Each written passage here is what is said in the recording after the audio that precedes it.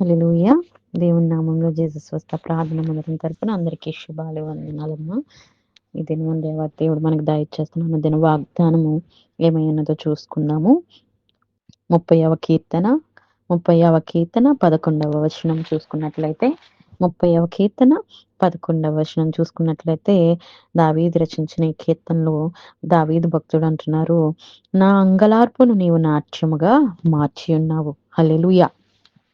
మన అంగలార్పుని దేవుడు ఏం చేసేవాడిగా ఉన్నారండి?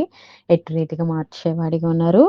నాట్యముగా మన యొక్క దుఃఖముని, కన్నీటిని అన్నిటిని కూడా ఆయన సంతోషంగా మార్చే దేవుడై ఉన్నారు కదా. మరి దుఃఖంతో, కన్నీటితో ఆయన సన్నిధిలో మనము మోకరించినప్పుడు, కన్నీటితో ఆయన సన్నిధిలో మనం వేడుకున్నప్పుడు, ప్రార్థించినప్పుడు ఆయన ఏం చేస్తారు? మన దుఃఖాన్ని అంతటినీ తుడిచివేసి, మన కన్నీటిని అంతటినీ తుడిచివేసి ఆయన నాట్యముగా సంతోషంతో మనం ఆయన సన్నిధిలో ఉత్సాహించినట్లుగా ఆయన మార్చే దేవుడై ఉన్నారు.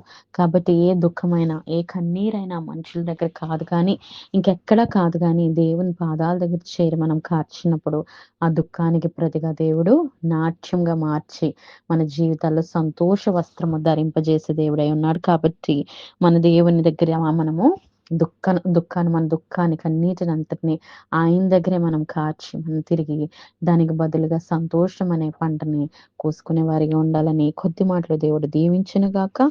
ఆమేన్, ఆమేన్.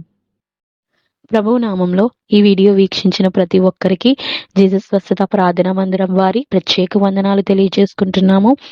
మరి ఇంకెన్నో సందేశాలు, వీడియోలు, సంఘ కార్యక్రమాలు మీకు అందుబాటులోకి రావడానికి పక్కనే ఉన్న సబ్స్క్రైబ్ బటన్ని ప్రెస్ చేసి బెల్ ఐకాన్ని కూడా ప్రెస్ చేయాల్సిందిగా కోరుకుంటున్నామండి.